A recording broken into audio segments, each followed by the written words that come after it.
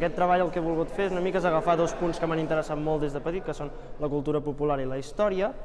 i ajuntar-los i acabar fent un producte final com pot ser el capgròs que ara us ensenyaré.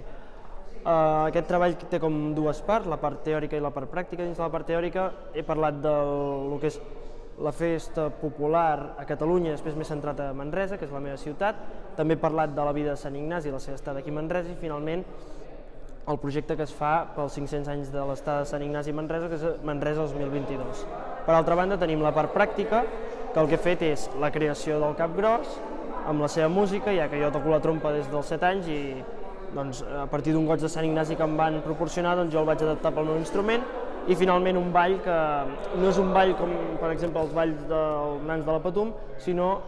més com el cap de lligamosques d'Olot, que la seva intenció no és fer un ball ell sol, sinó acompanyar el seguici i estar ella davant, perquè al final el que va fer Sant Ignasi quan estava a Manresa és que la gent anava darrere seu, quan van conèixer una mica el que feia i el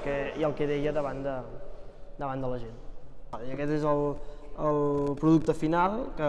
gràcies al meu avi, que també em va ajudar, ell és pessebrista, i entre els dos vam poder fer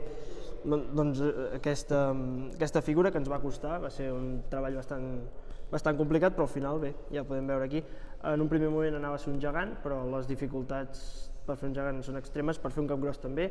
però era més senzill fer el capgròs i per tant vam tirar cap aquí, veient vídeos, vam anar a visitar el taller Casserres a Solsona i que també ens van explicar diferents dubtes que teníem i el producte final és aquest.